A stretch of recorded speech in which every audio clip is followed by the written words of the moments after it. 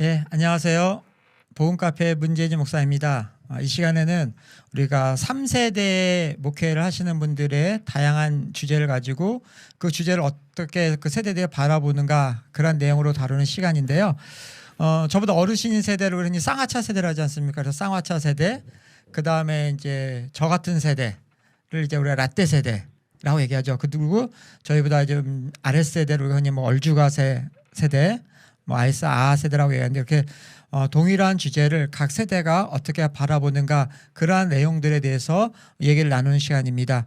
그래서 오늘은 우리 정영택 목사님, 나돈 목사님들 먼저 소개하시고 시작하도록 하겠습니다. 먼저 간단하게 우리 정영택 목사님부터 소개해 주시기 바랍니다.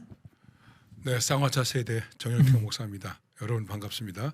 서로 즐겁고 유익한 시간이 되기를 바랍니다. 감사합니다. 예, 우리 그리고 그 다음 세대 나 목사님 소개 부탁합니다. 네, 안녕하세요. 저는 뭐 나름 번개탄 TV 자주 나오긴 하는데 나도 목사고요.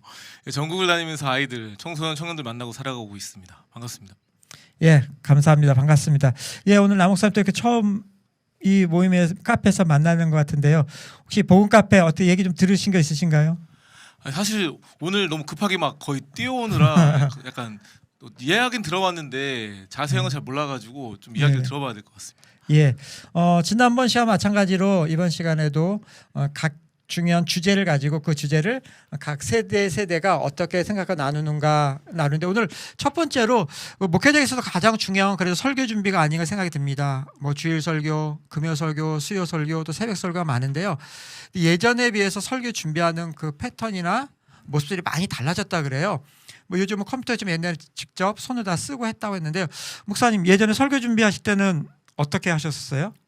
지금 말씀하신 거와 마찬가지로 네. 그때는 일단은 지금과 같은 기기가 없으니까 설교를 일단 원고를 썼죠. 네네. 가장 중요한 것은 그래서 지금도 집에 가면 옛날에 그 설교 원고 썼던 노트가 수십 건 있습니다. 예, 수북하게 쌓여 있죠. 토시 하나 빼놓지 않고 설교문을 썼습니다. 그랬습니다. 주님께서 말씀하셨습니다. 이렇게 했습니다. 그럼 그 쓴 거를 다 어떻게 갖고 올라가셨어요? 아니면 올라가실 때 외우고? 여러 번 읽어보고 예. 그리고 그 다음에 그 원고를 가지고 올라가서 네네네. 그리고 그걸 이제 강대상에 펴놓고 그리고 예. 설교를 했죠. 그래서 설교를 할 때 이 원고가 제대로 숙지가 안 되면 자꾸만 고개 운동을 하죠. 이렇게 하면서 하고 예. 그러다 보니까 이 청중을 잘 바라보지 못하고 소위 청중과의 아이 컨택 같은 것이 잘 이루어지지 않고 예. 그런 경우도 좀 있었죠. 예. 근데 남학생 요즘은 보면 제가 이렇게 집회 같은 데 보면 태블릿 PC를 가지고 올라가는 것도 있고 뭐 심지어는 스마트폰 쟤는 잘 안 보이기도 하던데 그거 갖고 올라가기도 한데 요즘 어떻게 준비하고 하세요? 우선 말씀하신 것처럼 저 같은 경우도 뭐 아이패드 많이 쓰고요. 아이패드를 뭐 못 들고 올라갈 때는 뭐 스마트폰 이거 가지고 올라가서 할 때도 있는데 기본적으로 이제 저도 어릴 때는 뭐 이렇게 직접 쓴 적도 있는 것 같긴 한데 근데 그래도 저 같은 경우는 어쨌든 컴퓨터가 익숙한 세대니까 컴퓨터를 통해서 처음에는 이제 적고 예. 예, 그걸 이제 숙제에서 올라가는데 요즘에는 컴퓨터로 할 때도 있지만 그냥 이제 아이패드로 적는다든지 이제 스마트폰으로 적고 그걸 바탕으로 이제 숙제하고 올라가는 것 같아요. 그래서 저희 학교 다닐 때도 이제 물론 이제 원고도 중요하지만 원고를 좀 암기를 하든 최소한 자기화 시켜가지고 좀 안 보고 하는 게 좀 중요하다. 그러니까 청중과의 어떤 교감이 중요하다고 말했던 걸 이제 학교 다닐 때도 많이 배웠어가지고 그렇게 하다 보니까 거의 이제 안 보고 하는 예, 거의 어쨌든 그 느낌들을 뭐 모든 내용을 다 암기하지 않더라도 그래도 어느 정도 그림을 그리는 걸 머릿속에 담고 하는 것 같습니다. 예, 목사님 지금 나 목사님 말씀하신 것처럼 목사님 이렇게 청중과 교감을 하면서 하는 설교 되게 중요한데 그거 목사님 세대 또 그걸 어떻게 좀 많이 연구하고 준비하시고 이렇게 또 설교하고 그러셨었나요? 이제 그 설교에 대한 것을 전반적으로 얘기를 한다면 네. 가장 중요한 것이 이제 본인이 준비하는 것이죠. 본인이 준비하는 것인데 우선 그때는 배우기도 기본적으로는 원고를 써라. 원고를 써라 그였습니다. 그러나 이제 지금 나 목사님 아까 이제 아이들과 청소년들 사실 원고 들고 하기가 어렵지 않습니까? 예? 정말 어떤 때는 좀 약간의 그 움직임도 가져야 되고 이런 그렇죠. 거 있으니까. 예. 그래서 저는 개인적으로 생각할 때 일단 기본적으로 원고를 쓰고 그런데 지금 이게 어디서부터 말씀을 드려야 좋을지 모르겠는데 설교 준비를 어떻게 하느냐 이제 이것 아닙니까? 네. 그런데 지금은 설교 준비를 어떻게 하느냐가 아니라 어떻게 하느냐에 대한 얘기를 설교를 어떻게 하느냐에 대한 그쵸, 얘기가 뭐 지금 툴 된 것 얘기하는 같아요. 것도 네, 그래서 제가 일단 순서를 준비부터 툴까지 준비를 예. 먼저 얘기하겠습니다. 예, 예. 가장 중요한 것은 어떤 본문으로 어떻게 설교하느냐 하는 것이죠. 음. 근데 이거에 대한 그 틀을 정하는 것이 굉장히 중요한 거예요. 근데 저는 거의 평생을 기본적으로 일단 교회력, 교회력을 기본으로 놓고 네네네. 그리고 그 다음에 이제 음. 특별한 거에 따라서 이렇게 하기도 했습니다. 그러니까는 11월 말 사순절이 미안합니다. 대림절이 되면은 이제 대림절에 관한 설교를 그 해의 주제에 맞춰서 정해놓고 그래서 성경 본문이 정해지면은 그 성경 본문을 여러 번 읽어요. 가장 중요한 것은 여러 번 읽고 그 다음에 비교 성경으로 읽어요. 다른 성경으로. 예. 그러니까 한글 성경이라도 우리 개역이 있고 세번역이 그렇죠, 있고 그렇죠. 예, 예. 뭐 한글 성서가 있고 그렇게라도 읽으면 그 의미가 많이 달라지고 그리고 그 다음에 이제 영어 성경을 좀 잘 못하지만 예. 영어 성경을 좀 읽고 그리고 이제 뭐 또 실력이 없습니다. 이제 헬라어나 히브리어 예, 아유. 이런 거를 조금 헬라 이제 히브리어까죠. 그런 거는 이제 전체적으로 아니더라도 예. 부분적으로 예. 읽으면서 근데 그렇게 읽으면서 예. 중요한 것이 뭐냐면 이렇게 저기 노트에다가 예, 예. 연습장 같은 거예요. 예. 그 줄 쳐져 있는 연습장에다가 예, 예. 읽으면서 거기서 떠오르는 아이디어와 상념들을 예, 예. 메모하죠. 네네. 그 순서는 정하지 않아도 예, 예. 이렇게 했구나 이렇게 했구나 이렇게 했구나 그렇게 정리를 해놓죠. 그리고 그 다음에 제가 생각하는 것은 가장 기본적으로 육하 원칙을 늘 생각해요. 예, 꼭 맞는 게 있고 맞지 않는 것도 있지만 예, 예. 그래서 누가 언제 어디서 무엇을 왜 어떻게 그거에 의해서 이 내용들을 정리를 해요. 네네. 예, 그렇게 정리를 해 놓으면은 그 정리한 것에서 이제 메시지가 정리가 되는 거죠. 네네. 그 정리에 따라서 필기하고 그 다음에 요거를 다시 내가 조그마한 설교 카드가 있는데 예, 예. 설교 카드에다가 다시 이제 적어요 이거를. 예, 예. 예. 그래서 모두 두 번, 세 번째 정리가 되는 거죠. 그 다음에 설교하러 올라가기 직전에 내가 교회에 가서 좀 딱 또 메모지를 놓고 오늘 설교를 이렇게 시작하고 이렇게 전개하고 이렇게 전개하고 이렇게 하고 이렇게 끝을 맺어야지 하는 것을 갖다가 이제 딱 정리를 하죠. 정리를 하고 나서 강단에 올라갑니다. 강단에 올라가서 기도하죠. 이게 참 외람된 기도인데 그렇다고 또 이렇게 따라하시면 따라하지 않으셔도 됩니다. 그것은 뭐냐면 주님 난 모르겠습니다. 이제는 주님께서 저를 그냥 도구로 쓰셔야지 예. 내가 주님의 말씀을 가지고 어떻게 하겠습니까? 예, 예. 예. 예. 그리고 그다음에 제가 원고 안 봅니다. 예. 예. 그리고 그 준비해 놓은 거기 카테고리 안에서 나름대로 그 시간에 주어지는 그런 영감과 또 어떤 내 마음과 뜻을 가지고 말씀을 증거하게 되죠. 그런데 여기 제가 하나 토를 달아야 될 일이 있습니다. 제 얘기가 길어진 것 같은데 제가 또 원고를 또 잘 안 보게 된 이유는 뭐냐면 눈이 너무 나빠요. 예. 그래서 원고를 써가지고 올라가도 예. 이게 글자가 안 보이니까 예. 나는 그렇게 할 수밖에 없었고 그다음에 그 조금 더 발전된 준비가 뭐냐면 이제 타이프라이팅 하는 거였어요. 예. 그때는 지금과 같은 워딩은 아니지만 그래서 제가 타이핑 타자기 타자기 치는 거 있지 않습니까? 타자기로 예. 제가 한 1분에 300타 정도 쳤었어요. 오, 빠른 그 건데요. 당시에, 네. 예.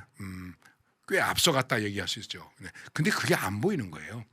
더군다나 이 조명 밑에 서면 더 안 보여요. 예. 그래서 거의 평생을 이 준비는 그렇게 했지만 딜리버리에서 거의 원고를 보지 않고 네네. 했기 때문에 예. 이 청중과의 호흡이나 아이 컨택은 나름대로 그냥 자연스럽게 좀 이루어졌다. 예. 그렇게 얘기할 수 있죠. 예. 그래서 뭐 좀 약간 자랑같이 얘기를 해서 미안해요. 아. 그 정도 얘기할게요. 우선. 근데 목사님은 거의 지금 보면 거의 완전 100% 아날로그 형식이에요. 그렇죠. 모든 네. 걸 손으로. 네. 근데 목사 요즘은 거의 손으로 쓰는 거 좀 많으세요? 거의.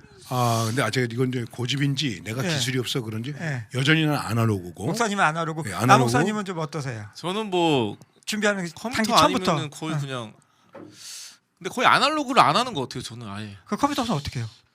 그러니까 말씀드렸지만 아날로그 아니라는 거죠. 어. 거의 디지털로 한다는 말씀이었어요. 근데 그거는 지금 논쟁하려고 하는 건 아니고 예.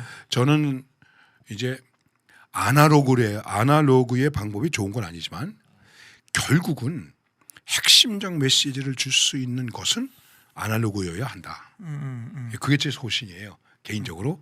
그래서 여러 가지 뭐 영상도 사용하고 이런 것도 다 그거는 필요에 따라서 그 설교의 필요에 따라서 쓰는 것이죠. 쓰고 내 설교의 기본적인 패턴은 아날로그로.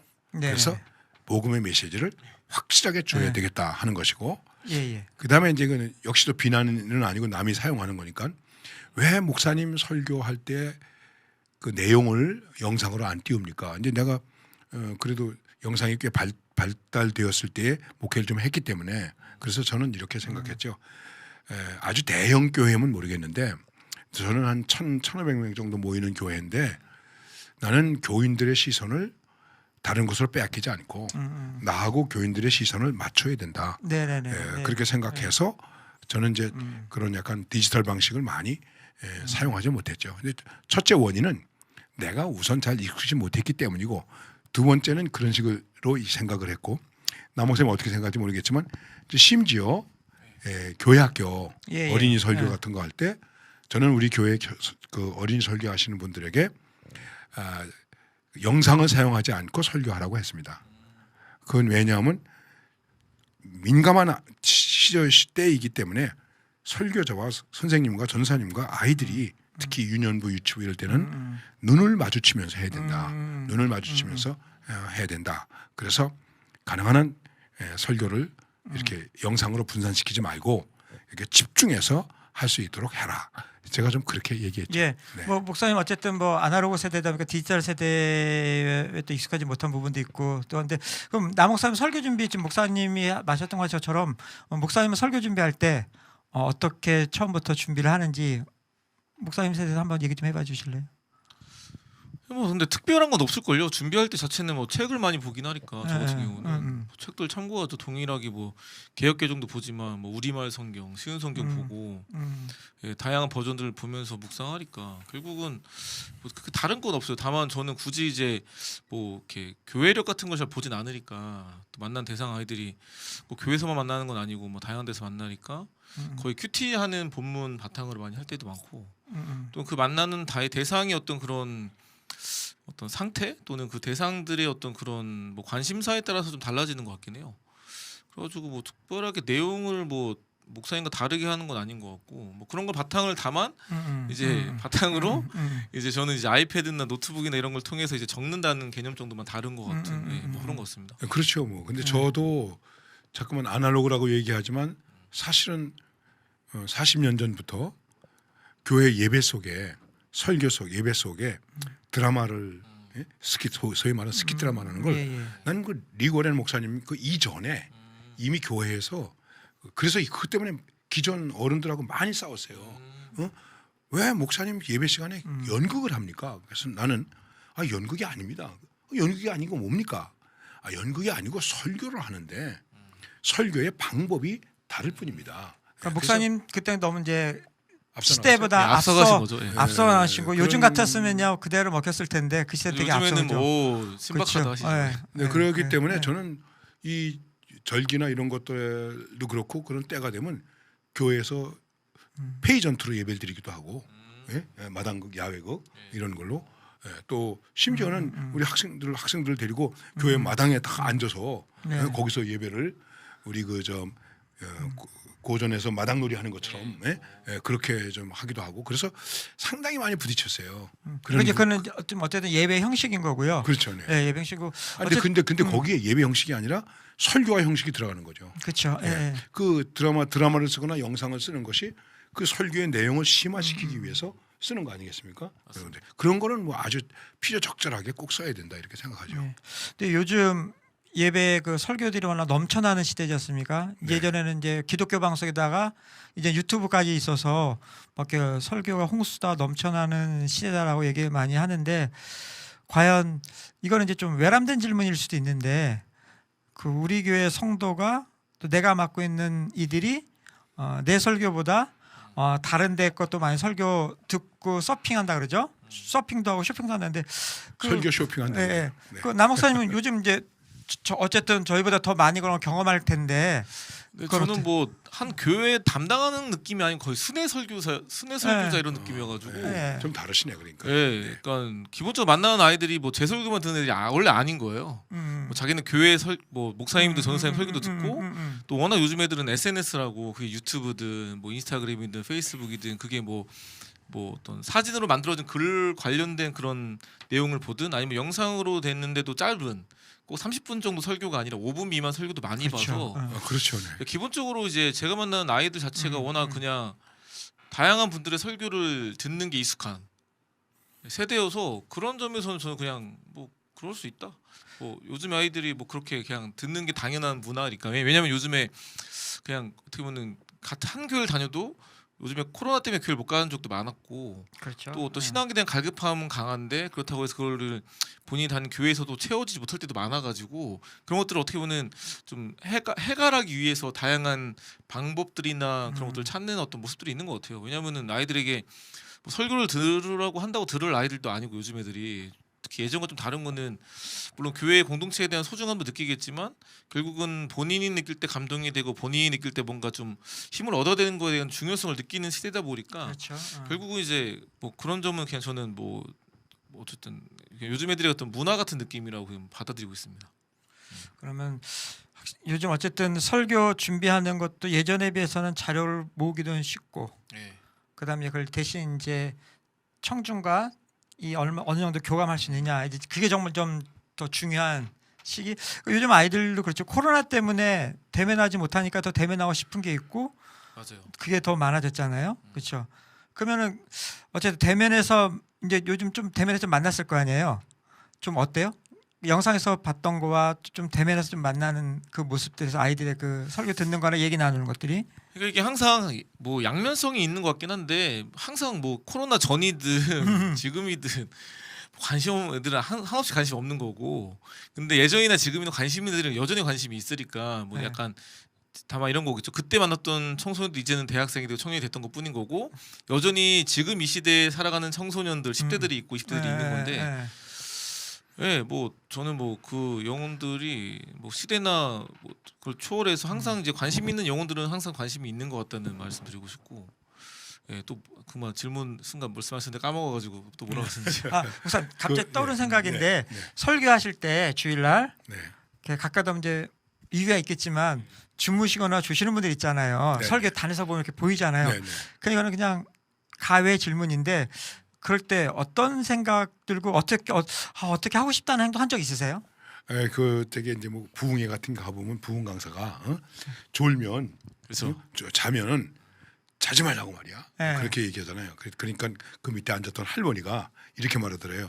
날 보고 자라고 졸지 말라고 그러지 말고 목사님 설교에 고춧가루를 뿌리자고. 설교를 좀 잘하면 내가 안 졸지 않느냐. 이런 얘기죠. 예. 그런 것처럼 우리가 설교자가 일단 존다고 했을 때의 책임이 청중에게 있는 것이 아니라 설교자에게 있다. 이런 책임감이 우선은 필요하다. 그런데 저는 이제 조금 이제 이렇게 약간의 조커를 하면서 또 설교를 저는 좀 짧게 하는 사람이기 때문에 사실은 좋을 시간도 없어요. 그렇지만 나 이렇게 얘기해요. 저는 주무시는 거는 용서하겠는데 주무시는 거는 얼마든지 인정하겠습니다. 그런데 조는 것은 안 됩니다.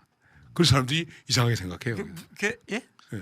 약간 반대로 말씀하신 건데 어쨌든 예, 말씀하세요. 예. 주무시는 건 괜찮은데 설교 시간에 예배 시간에 주무시는 건 괜찮은데 조는 거는 안 됩니다. 어떤 뉘앙스인가요? 그 이거예요. 그러면서 사람들이 의아하게 보죠. 네, 졸는 건 졸면 끄덕끄덕하기 때문에 들었는지 안 들었는지 뭘 했는지 모른다 이거예요. 이건 마귀의 전략이다.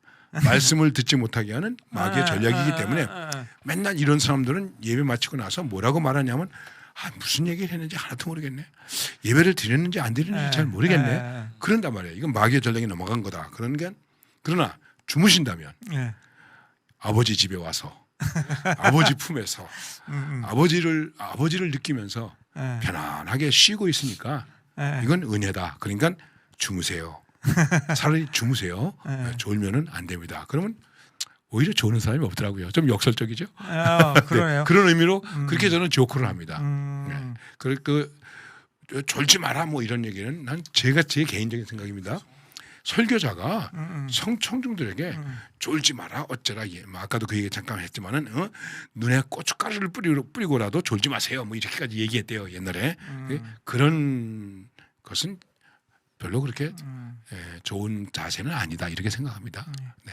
옛날이나 지금이나 앞으로도 설교 준비하고 설교하는 거는 목회자에게 있어서는 가장 우선순위 일이고 가장 힘든 일이고 때로 가장 보람된 일이고 그리고 늘 어려운 일일 수밖에 없겠다. 이건 뭐 노하우와 베테랑이 없는 것 같은데 보니까. 네, 그런데 그러면서 조금 더 노하우를 가진 베테랑이 되려면 네. 저도 그렇게 못 됐습니다만 되려면 중요한 것이 아까 남 목사님도 말씀해 그랬지만 말씀을 묵상하고 뭐 말씀을 깊이 연구하고 뭐 주석을 보고 원어를 보고 이런 것도 중요하지만 근데 그보다 더 중요한 것은 뭐냐면 now and here 지금 여기 예. 우리의 트렌드가 뭔지 지금의 젊은이들의 언어가 뭔지 네네네. 이런 것이 굉장히 중요하죠. 그래서 목회자도 가끔은 드라마도 좀 봐야 되고 특히 영화를 좀 봐야 되고 네네. 네. 뭐 오징어 게임이 뭔지 뭐 오징어 잡아놓고 회 먹는 건가 이렇게 생각하면 안 되잖아요. 예를 든다면 그렇죠. 그런 것들에 대한 이해가 있어야 설교의 감각이 좀 뛰어날 수 있고 그래요. 제가 최근에 어린이 설교를 한 적이 있어요. 예. 근데 옛날엔 그래서 내가 어린이 설교 좀 했거든요. 유년부 지도도 오래 했고 그런데 목사님 뭐 특별히 좀 한번 해주세요. 그래. 나 이제 못한다고 그랬어요. 근데 좀 하소시 섰죠. 그래서 오병이어 있지 않습니까? 여기 한 어린이 이렇게 해가지고 이제 설교를 시작해서 쫙 한 5, 60명 아이들이 앉아 있는데 이제 얘기를 하는데 아무도 안 들어요. 나를 쳐다보지도 않는 거예요. 애들이. 이게 당황스러워졌어요. 야 이걸 어떻게 해야 되나 이거 어떻게 얘네들이 나한테 집중할 수 있지? 그래서 지금 애들이 부르는 노래도 내가 몰라요. 나 때 부르던 노래하고 다르니까. 꽃가지에 내리는 가는 빗소리 뭐 옛날에 그런 거 들어도 예수님의 마음은 고요한 연못 옛날에 이런 거 불렀단 말이에요. 저 잘 모르겠는데. 맞습니다. 나는 주의 화원에 자라나는 뭐 꽃이 백합화 예. 이런 거 부르는데 지금 뭔지를 모르겠어요 부르는 거. 그래서 내가 갑자기 이렇게 했어요. 잘 못하지만 애들이 안 듣길래 얘들아 목사님 한번 물어볼게. 어린이를 영어로 뭐라 그러냐? 어린이를 영어로 뭐라 그러냐? 그랬더니 child에 그러더라고. child. child. 그럼 복수는 뭐야? 내가 그러면서 child? 그랬더니 에이 children이죠. children. 그래서 once upon a time there was one boy. 내가 또 그렇게 시작했어요. 그리고 그 다음에 he has a bento. Do you know bento? 애들이 확 달려온 거예요. 이게 다르구나. 언어가 달라졌고 상황이 달라졌고. 근데 그건 어른도 똑같잖아요. 정도의 차이만 있을 뿐이지. 근데 목회자들이 이런 걸 인식하지 못하면 진짜 쌍화차 라떼 거밖에 안 되는 거죠. 그렇죠. 쌍화차가 몸에 좋긴 하지만 그러나 지금 시대에게도 이게 좋을 수 있겠느냐. 종로에 가니까 에스프레소 쌍화차가 있더라고요. 그래요? 종각 옆에 있어요. 에스프레소를 쌍화차하고 이렇게 곁들여서 해서 내가 한번 가서 먹어봤는데 괜찮더라고요. 네네. 네. 예, 목사님. 이제 조금 이제 그 상황과 쉽게 말해 TOP라 그러죠. 그렇죠. 네. 그거에 맞춰서 설교 준비해야 된다 이렇게 하셨는데 어쨌든 설교 준비는 목회자에 있어서 가장 중요한 거고. 잠깐만 목사님 잠깐만. 예. TOP를 혹시 이 청취자들이 시청자들이 알 수 있겠는 이제 TOP. 그 목사님이 정확하게 영문학을 전공하셨으니까. 아니 영문학 전공 아니야. 나 법전공이야 영문학이야. TOP라고 얘기하는 TOP 다 아시죠? TOP 타임, 그다음에 occasion 그리고 place. 이 세 가지를 말하는 것이죠. 예, 감사합니다. 이 설교 준비도 결국은 우리가 흔히 그런 말이죠. 체력이 영성이다. 체력이 좋아야 또 좋은 영성이 나오고 또 좋은 설교도 나온다. 그래서 요즘 많은 그 목회자들이 또 좋은 설교를 위해서 또 건강 관리 되게 예전에 비해서 많이 하는 것 같아요. 물론 이제 순회 사역으로 남 목사님이 바쁘게 이제 움직이시긴 하지만 그래도 어쩌면 목회자이지만 또 자신의 건강도 책임을 지셔야 되는데 목사님 건강 관리는 어떻게 하세요? 근데 저는 뭐 특별히 뭐 하는 건 없고 그냥 자주 걸으니까 걷는 걸로 하는 것 같습니다. 주변에는 물론 뭐 진짜 말 그대로 막 헬스장 가서 하는 분들도 계시고 막 다양하게 하시는데 저는 뭐 그런 거 잘 못하기도 해가지고 그냥 거의 걷는 걸로 많이 하는 것 같아요. 그 보니까 뭐 건강해 보이시네요. 그래서 건강합니다. 그래가지고 근데 이 건강 항상 자신하지 말라고 그래가지고. 네, 근데 그렇죠. 요즘 목사님 옛날 목사님 세대 때는 그 건강 신경을 그냥 쓰셨나 모르겠어요. 목회한다고. 옛날에는 네. 이제 목사가 가지고 있는 병 가운데 많은 병이 폐결핵이었습니다. 폐결핵이요? 네, 폐결핵. 그래서 충현교회 돌아가신 그 김창인 목사님은 설교하시면서도 각혈을 해서 침을 이제 옆에다 뱉어놓고 그리고 설교하셨다. 그런 이제 전설적인 얘기죠. 그리고 이제 쭉 와가지고는 간에 관한 병이 간에 관한 병이 목회자들에게 많이 생겼고, 그리고 최근에는 사실 목회자만이 아니라 보편적인데 특히 목회자들에게 많은 병 가운데 하나가 뭐냐면 당뇨예요. 저도 당뇨가 30년 넘었습니다. 네, 30년 넘었는데 사람들이 보면 건강하다고 그래요. 근데 옛날에는 걷기 싫어도 걸어야 했단 말이에요. 신방하면 차 안 가지고 다녔거든요. 그럼 요즘은 그 자동차 때문에 건강이 안 되는 거예요. 이거. 잘 안 걸어 다니죠. 안 걸어 다니게 네. 되고 조금 다니니까. 그래서 저는 한 20년 전부터 거의 하루에 6km를 걸었어요. 못 걷는 날도 있었지만 그러면 6km하게. 꽤 긴 시간인데. 6km는 얼마나 걸어야 되는 건가요? 보통 6km면 1시간으로 3km 한다고 하니까. 10월인데 6km 걸으면은 한 1시간 1시간 20분 정도 걸려요. 1시간 20분 정도. 제가 그리고 4km를 그러니까 1분에 80m를 걸어요. 1분에 80m 걷는 거리로 보통 걸었습니다. 그러다가 이제 비가 오거나 눈이 오거나 춥거나 그럼 못하기 때문에 지금은 좀 한 3년째 피트니스에 가서 하루에 1시간 이상씩 걷고 근육 운동하고 그래. 벗고 이거 하면 나 알통도 좀 나온다고. 네, 건강하신 것 같습니다. 근데 요즘 그 페이스북이나 유튜브 같은데 보면은 이렇게 젊은 목회자들이 건강 관리와 운동하는 게 많이 올라와서 되게 좋아 보이더라고. 어쨌든 건강을 챙기는 게 좋으니까. 근데 이제 또 어떤 분들은 목회자가 말씀에 전념해야지, 그런 운동하고 피트니스하는데 이럴 때 안 좋게 보는 분들이 또 간혹 있긴 하더라고요. 그래서 그 어떤 의지일까? 그분들이 그게- 그렇다고 뭐 영상 훈련을 안 하는 건 또 아닐 텐데, 그렇죠? 그렇죠. 아니 근데 그거는 이제 우리가 영성이라든지 신령하다든지 경건하다라고 하는 것에 대한 오해예요. 압박감일까요? 그렇죠. 잘못된 생각이죠. 잘못된 생각이죠. 그러니까 뭐 어려서 목사님이 신방 가니까 그 집에 조그만 애기가 막 엄마한테 뛰어가서 엄마 하나님 오셔 그랬대. 그러니까는 목사들에게 어떤 그런 움직이지 않고 뭔가 이렇게 하는 것이 어떤 과도한 그 영성적인 의미를 너무 많이 부여하지 않았는가. 그런 것 때문에 그런 것 같아요. 제 말이 꼭 정확하다고 얘기할 수는 없지만은 아니 건강해야 목회를 잘할 수 있죠. 일을 잘할 수 있죠. 성지순례를 처음 하신 분이 그 이스라엘 성지를 쫙 하면서 나중에 소감을 얘기해 보라 그랬더니 야 우리 예수님 참 건강하셨겠다. 건강하시지 않으면 이 척박한 땅을 어떻게 걸어 다니시면서 그러네요. 일하셨겠나 하는 생각이고, 그 다음에 또 한 가지 이렇게 또 말하는 분도 있더라고. 건강하셨지만 이 지역에서 예수님이 3년 동안 일하셨으면 십자가에 돌아가시지 않으셨을지라도 피곤함으로 기운이 지나여 돌아가실 수도 있었겠다. 갈릴리에서 사마리아로 유대로 왔다 갔다 하시면서 하신 사역인데 그 말을 하는 말을 듣고 내가 가슴이 정말 뭉클해지더라고요. 그렇죠. 그 당시에 걸어 다니실 테니까요. 체력은 있다고 할지라도 이게 진하여 쓰러질 때까지 목회하는 그런 마음이 필요한 것이지, 운동하는 게 경건하지 못하다 신령하다 이렇게 생각하면은 조금 좀 그런 거는 이제는 그런 분들이 아마 안 계시고, 오히려 어떤 교회에서는 큰 교회에서는 목사님 건강 관리하시라고 골프채도 사다 드리는 사람도 있다고 그런 얘기도 있습니다만은 저는 아직 골프를 못 합니다만은. 예, 뭐 혹시 여기 시청하시는 분들 중에서 우리 교회 목사님은 뭐 운동 너무 열심히 한다. 예. 보이지 않는 것을 말씀 묵상도 많이 하시고요. 그리고 또 좋은 말씀 잘 전달하기 위해서 또 건강도 관리하고 있는 거니까 혹시 운동 안 하고 있으면 목사 운동 좀 하십시오라고 얘기하고 운동하고 계시다면은 운동도 잘하십니다. 건강하세요. 하는 게 더 좋지 않을까 그런 생각이 좀 들고 그리고 있어요. 피트니스비도 좀 내주시고 그럼 더 가고 좋죠. 쿠폰도 좀 끊어주고 같이도 가고. 미안합니다. 예. 대접받으려고 하는 건 아닙니다만. 네. 네.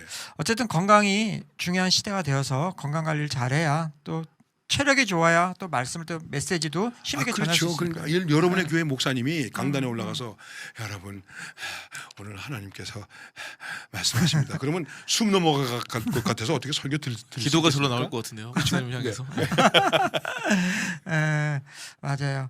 뭐 이렇게 긴 시간 아니면 짧은 시간 좀 여러 가지 얘기를 나누고 있는데 어쨌든 시대가 변하면 생각도 바뀔 수밖에 없고 또 생각이 바뀌면 행동도 바뀌어질 수밖에 없는데 그래도 변하지 않는 건 이 복음의 본질이라고 생각이 들어요. 그래서 이 복음을 또 많이 전하면서 살아야 되는데 근데 가끔 그런 생각을 해요. 복음을 전하면서 제가 지금까지 이게 쭉 누구에게 어떤 사람들이 많은 복음을 전했는가 생각해 보면 그러니까 이제 청소년 때 저 같은 경우는 이제 고2 때 예수님을 믿었는데 친구 따라 교회 갔다가 저는 이렇게 목사가 된 경우거든요. 근데 저를 전도했던 친구는 지금 세상에서 잘 먹고 잘 살고 놀고 있어요. 그러니까 이 아주 희한한 세상인데 그런데 단점인지 어쩐지 모르겠지만 제가 이제 주일날 교회로 가다 보면서 이제 학교 다닐 때 사귀었던 예수 안 믿는 친구들과 멀어지면서 이 친구 관리가 그러니까 이제 한정이 되기 시작을 했어요. 나 목사님 같은 경우는 언제 예수님 믿으셨고 어떠셨어요? 저는 상황이 좀 그랬었는데. 저는 뭐 아버지도 목사님이시고요. 원래 믿는 집안이었어요. 그렇지 맞죠. 그거 좀 지겹지 않았어요? 지겹다기보다 뭐 다 고민은 다 있죠. 왜냐하면은 네. 이제 예를 들어서 예수님을 믿은 지 얼마 안 된 분들 있잖아요. 예. 어떻게 보면 혼자가 먼저 자기가 일대인 분들을 보면은 뭔가 좀 불타오르는 것 같은 그런 모습이 부러웠던 기억은 있는 것 같은데. 아주 좋은 거네요. 뭐 다른 고민도 있었죠. 왜냐하면 이제 그냥 목회자 자녀로서 그냥 고민이 많은 것 같아요. 괜히 알게 모르게 이렇게 주변 사람들의 시선이라든지 기대감 같은 것들에 대한 마음들이 좀 힘들어지지 않았을까 생각은 드는데 그때는 그랬던 것 같은데 지금은 뭐 괜찮고. 예. 그러면은 잘할 때 그렇다 해서 예수 믿는 친구만 만났던 건 아닐 거 아니에요. 학창 시절 그렇죠. 때. 학교 다닐 때 모든 애들이 다 믿는 애들은 아니니까요. 예, 잘 지냈죠. 잘 놀고. 예. 지금은 어떻게 남아 있어요? 근데 그 이후에 막 이렇게 핸드폰이 막 바뀌고 하다 보니까 거의 번호가 없어져가지고 잘 모르겠어요. 어떻게 지내는지 모르겠어요. 거의 연락이 안 돼가지고. 그러니까 지금은 이제 그 친구의 폭이 예전에 예수 믿지 않는 친구들과 믿는 친구들이 다 많이 있었다면 지금은 이제 그 친구들의 그러니까 폭이 주로 예수 믿는 이들 중심으로 이렇게 좀 패턴이 많이 바뀌지 않았어요? 그렇죠. 예수 믿는 사람들이 많이 보이긴 하죠. 근데 이제 요즘에는 그 믿는 분들은 아니더라도 약간 뭐가 다르면은 옛날에는 원래 뭐 어릴 때 알던 뭐 5년 10년 알게 됐던 관계들이 중심적이었으면 요즘에 좀 시대가 바뀌어가지고 최근에 몇 년 사이에 알게 됐던 관계들이 더 많아져가지고 오히려 이제 관계의 폭이 넓어진 안 믿는 분들도 많이 만나요. 그래가지고 좀 특히 이제 SNS라는 게 이제 어떻게 보면 제가 전주에 있어도 원래 집은 전주거든요. 전주에 있어도 뭐 서울이든 미국이든 다양한 나라나 그렇죠. 지역에 있는 분들하고 소통할 수 있는 너무 말도 안 되는 좋은 통로가 돼주다 보니까 그렇죠. 그 안에는 믿는 사람도 있고 안 믿는 사람도 있고 다양한 거 같아요. 아까도 이제 연락 왔던 친구는 교회 다니는 분은 아니세요. 뭐 이렇게 저 책 낼 때 디자인했던 분인데 그분은 교회 다니는 분 아니셨는데 왜 연락 왔냐? 최근에 자기 사촌 동생을 만나는데 어젠가 밥 먹었는데 얘기하다 보니까 저를 안 돼요. 그래서 뭐 목사님 보고 싶다고 뭐 그냥 했다 그렇다고 저한테 말을 하더라고요. 그래가지고 신기하다. 저는 어떻게 보면 그 디자인을 했던 그분만 아는데 그분의 사촌은 누군지 몰랐는데 오히려 그분이 저를 알아봐 주시고 다음에 같이 보자고 뭐 이런 얘기 해주더라고요. 그러니까 나 목사님 때는 SNS라는 게 활발했고 저 같은 경우는 목사님이 중간이 저 같은 경우는 그런 게 없었던 세대니까 교회 다니면서 교회 친구랑 어울리다 보니까 교회 안 다니는 친구들하고는 거의 자연스럽게 열에 9명은 만나질 못하니까 근데 지금 가끔 이제 SNS로 이제 간혹 오는데 그 정도의 이제 옛날의 그 우정의 관계까지는 이제는 가지 못하는 그런 안타까움이 전 개인적으로 저 세대는 있거든요. 그러겠죠. 왜냐면은 오랜만에 연락이 되지 물론 반갑기도 하고 동창 같은 거리가 너무 좋기도 한데 또 오랫동안 이제 소통이 안 되다가 만나게 되면 뭔가 좀 그 그렇죠. 이질감이 있긴 하니까요. 목사님은 어떠셨어요? 그 친구 관계나 친척 관계, 네. 친구 친척까지 얘기하면 좀 마음이 좀 제가 좀 짠하죠. 왜냐하면은 싫은 건 아니었는데 또 멀리하고자 하는 것은 아니었는데 일단 친척의 모임, 동창 모임, 친구들의 모임이 주로 토요일 아니면 주일이에요. 네, 맞아요. 그렇죠. 그러니까 우리는 절대적으로 못 가게 되니까 예. 그래서 또 제가 교사를 좀 했는데 아 선생님 우리 지금 토요일 날 모여요. 오후에. 그럼 네. 난 또 지방에 있고 그래가지고 그래서 본의 아니게 그 옛날에 많이 알던 친구들이 많이 이렇게 좀 떠나게 되었다. 떠난 것도 아니지만 어쨌든 소원한 관계에 있게 되었다 하는 게 좀 섭섭하고 그 대신에 이제 가장 가까이 온 친구들이 많이 있지만 우리가 일생을 살면서 가장 친한 친구들이 누구냐 하면 고등학교 때 친구들이거든요. 네. 어떠세요? 어릴 때, 어릴 때. 고등학교 맞아요. 때 물론 초등학교 중학교도 좋지만 고등학교 때는 좀 상당한 그런 정의감도 있고 그러기 때문에 그렇죠. 예. 그래서 그런 친구들을 많이 잊어버렸는데 그래도 그냥 여러 가지 방법으로 이렇게 친구들하고 소통을 하다 보니까는 자기들이 연락도 오고 그래요. 그래서 저는 친구의 아들들, 딸들 결혼 주례도 하고 제가 가서 결혼 주례도 하기도 하고 네, 그런 일도 있었는데 그게 좀 마음이 안타깝습니다. 그런데 지금 기억에 남는 것은 한 친구가 초등학교 때 친구인데 이제 초등학교 때 친구들 만나기 힘들거든요. 고향 떠난 지도 오래됐고. 그런데 이 친구가 꼭 술만 먹으면 나한테 전화를 해요. 야, 정 목사야. 그래서 야 임마 술 좀 안 먹고 전화하면 안 되냐 했더니 야 내가 술 먹어야 전화하지 제정신에 전화할 수 있겠니? 그러면서 자기 인생에 대한 문제를 얘기하고 그래서 그 친구들 이제는 은퇴도 하고 시간도 있으니까는 정말 친구들을 좀 만나러 소위 그 친구 투어를 해야 될까 뭐 그런 생각을 좀 하고 있습니다. 그런 생각을 하고 있어요. 고향에 가면 아직도 있고 그러니까는 그게 좀 일부러 좁아진 건 아닌데 좀 안타깝고 이제는 은퇴하니까는 또 친구가 자연적으로 이게 줄어들더라고요. 피라밋이 되는 거죠. 피라밋이 그렇죠. 돼가는 그런데 나이를 들고 나니까 지금 제일 필요한 게 친구예요. 그렇죠.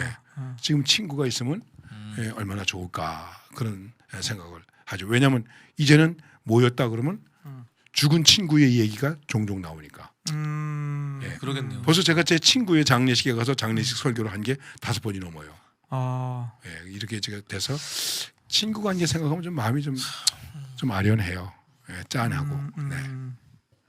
그 여러분 뭐 이거 방송을 보시는 분들 중에서도 예수 잘 믿으신 거 좋고요.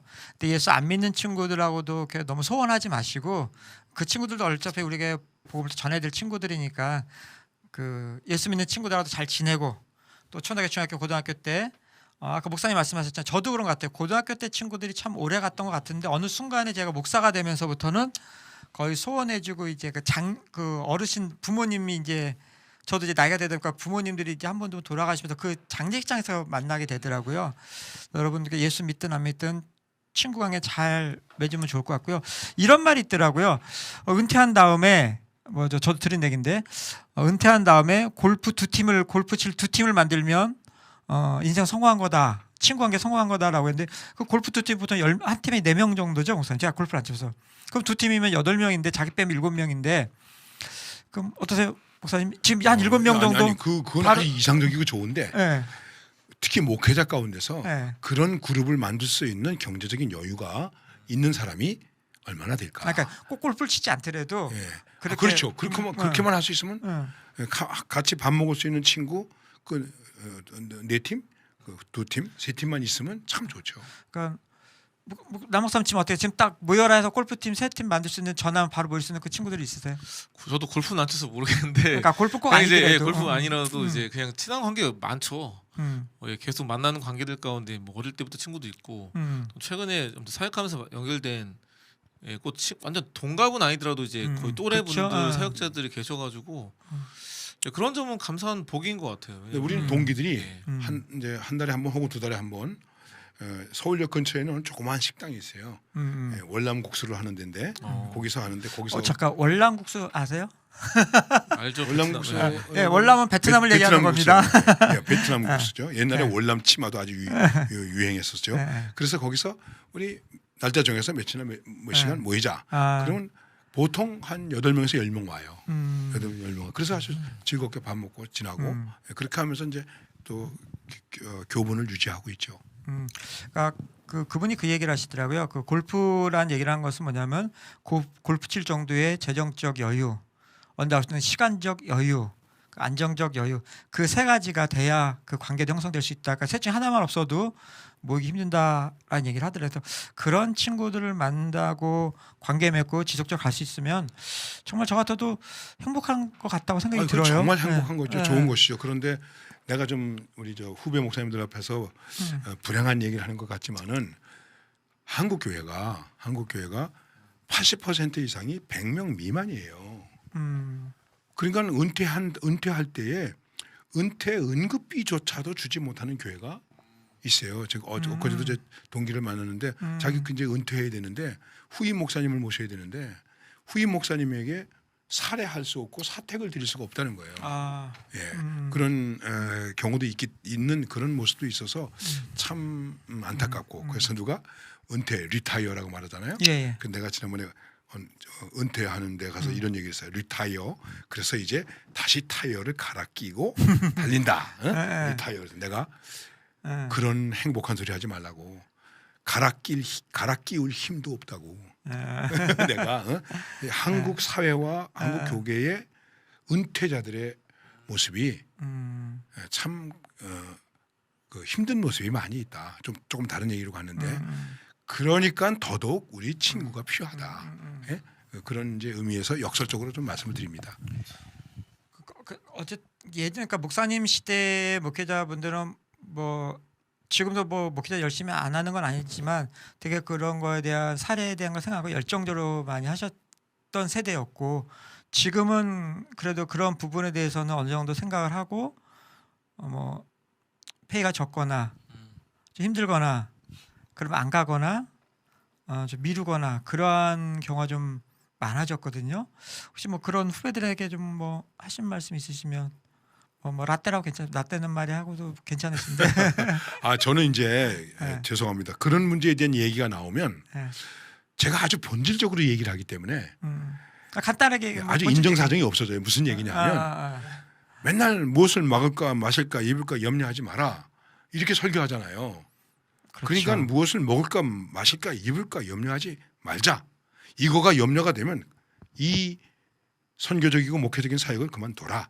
저는 그 부분에 대해서 좀 너무나 그게 좀 강해가지고 좀 죄송하게 생각해요. 그래서 이제 이렇게 말하죠. 그럼 어떡합니까? 세 끼 못 먹으면 두 끼 먹어라. 두 끼 못 먹으면 한 끼만 먹어라. 한 끼 못 먹으면 금식해라. 그리고 금식 기도하다 하나님 나라 가자. 뭐 내가 지금 얼마나 대우를 받느냐 안 받느냐. 제가 이거 잘난 척하려고 하는 얘기가 아니라 적어도 목회자의 입장에서는 그런 그 정도가 돼야 된다 하는 것이죠. 그래서 우스갯소리로 부름받아 나서니 몸 어디든지 가오리다. 우리가 이렇게 불렸잖아요. 예. 그게 아니고 부름받아 나서니 몸 골라 잡아 가오리다. 근데 그거는 옛날이나 지금이나 다 똑같아요. 선배들이라고 그래서 열정이 있었다고 그래서 그런 거 아닌 게 아니고 다 똑같아요. 조금 상황만 달라졌을 뿐이지. 그래서 이런 부분에 대해서는 아주 본질에 충실해야지. 그렇지 않으면 큰 시험에 빠지고 그래서 다 은퇴할 때 문제가 되고 이런 일이 많이 있고 그러지 않습니까? 네. 예. 목사님, 남 목사님 상황은 좀 다르지만 목사님은 그래도 이렇게 좀 순회 움직이면서 설교도 하고 강의도 하고 또 교회에서 말하는 사례금을 이렇게 받기도 하잖아요. 그럼 그것도 이제 교회마다 지역마다 이렇게 좀 차이가 있잖아요. 솔직히 이제 대놓고 말씀드리면 그런 거 갖고도 그 생활하는데 충분하게 그 내가 메시지를 전하고 강의를 하고 사람을 만나면서 받는 그 사례비 같은 것들이 담임 목회하는 분들과 좀 많은 차이가 좀 있을 텐데 그건 좀 어떻게 생각을 하세요? 가는 곳곳마다 좀 아무래도 사례 같은 거 챙겨주기 좀 다를 텐데. 뭐 저 그냥 주는 대로 받아가지고 별로 안 따집니다. 예. 바로 염려하지 않는 것 같은데 무슨 맞아요. 저 별로 걱정 안 하고 살아가지고 은혜로 살고 있습니다, 진짜.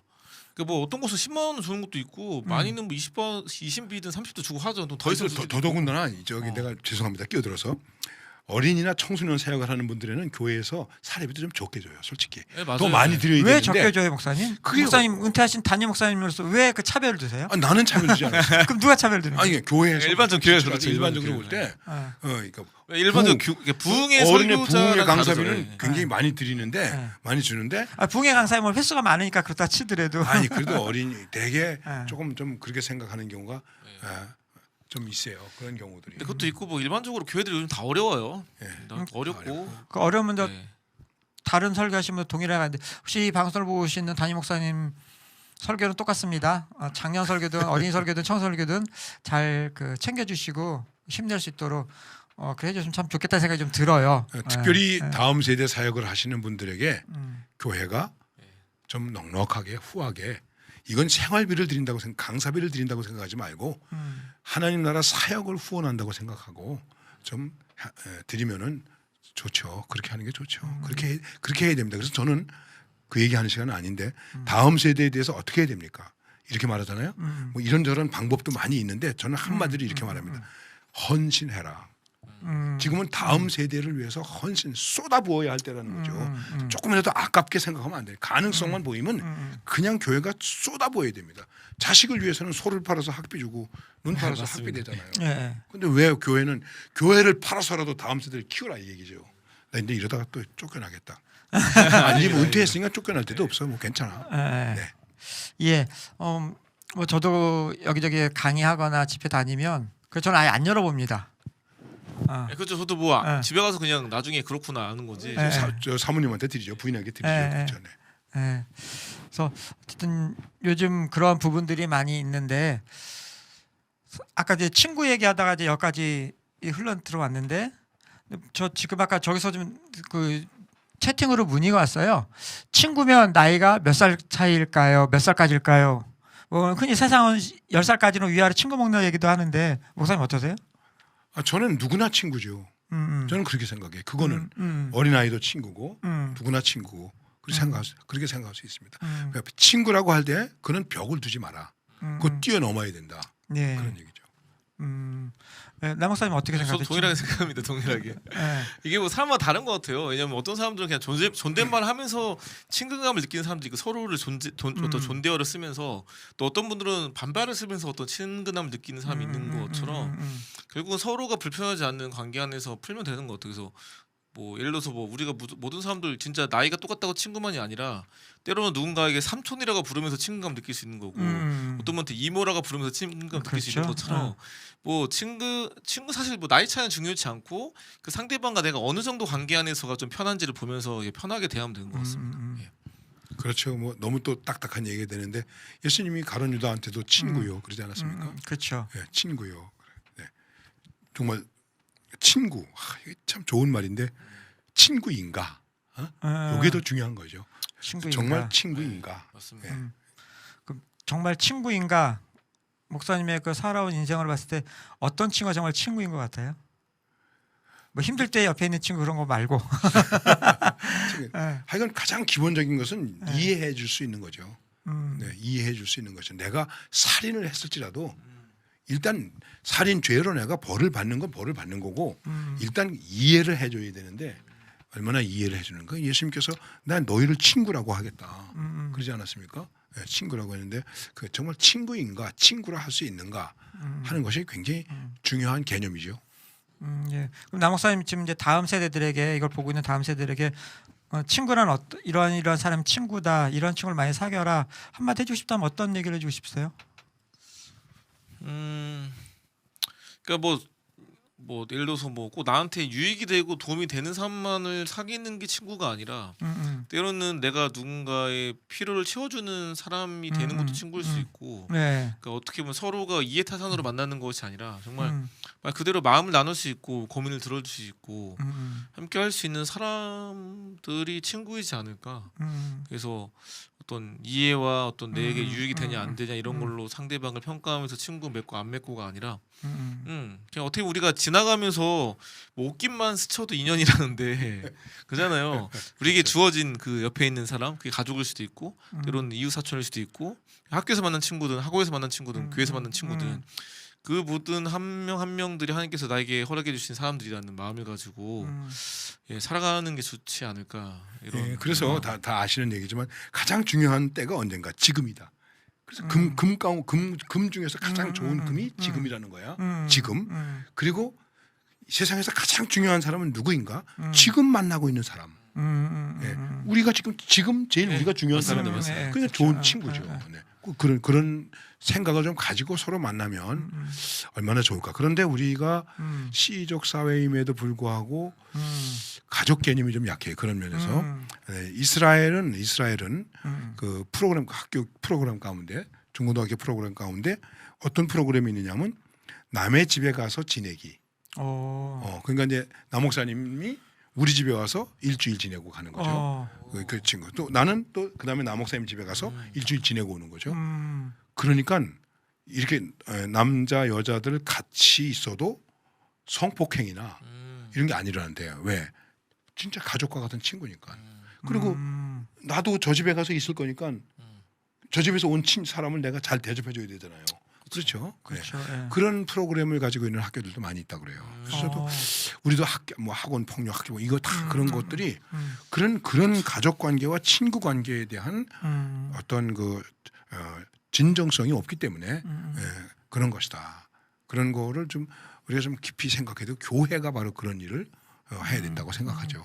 예, 이제 뭐 이제 시간이 얼마 남지 않았는데 마지막으로 잠깐 이제 한 친구 얘기 왜 친구 얘기를 했냐면 5월 달이잖아요. 네, 그렇죠. 5월 달이다 보니까 가정의 달이고 가정에 대한 얘기들 많이 할 텐데 그래도 가정의 달이면서 또 중요한 게 친구의 날은 없어요.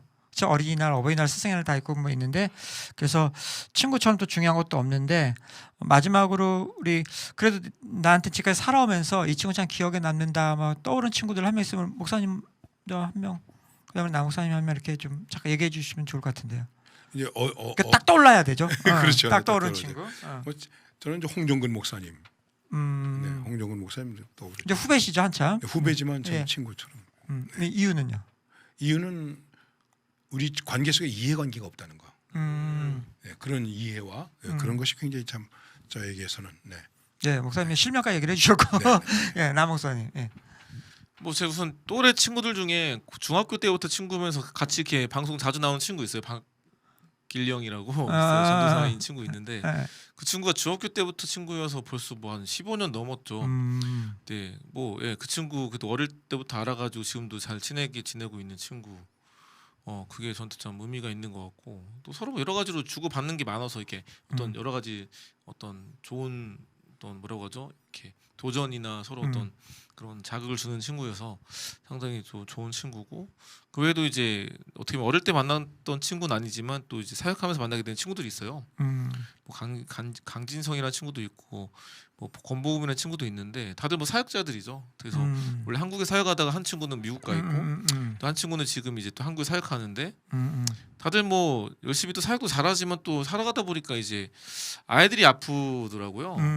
어떤 아이는 뭐 백혈병에 걸려서 아픈다든지 어떤 아이는 뭐 이렇게 다리가 아프다 그래서 병원 갔더니 약간 종양이 있다 그래가지고 깜짝 놀래가지고 그런 적도 있고 근데 어쨌든 한 명 한 명과 함께하면서 처음에는 그냥 그런 어떤 친구로서 만나는데 시간이 지나니까 이제 그 친구와의 관계만이 아니라 그 가족들과도 관계가 이어져 오면서 때로는 그 자녀 때문에 같이 마음 아파하고 그렇겠네요. 때로는 뭔가 마음을 모아서 그 친구를 도울 수 있는 길들을 찾는다든지 결국은 우리가 살아가면서 좋은 일들만 공유하는 게 친구가 아니라 정말 희노애락을 같이 하는 같이 울어주고 기뻐해줄 수 있는 관계 그런 친구들이 있는 게 저한테는 참 큰 복인 것 같습니다. 아까 제가 복이죠. 누구나 친구여야 된다는 얘기를 했는데 정말 이건 우연치 않은 얘기인데 한 번은 남선교회 전국연합회 총무님이 전화를 했어요.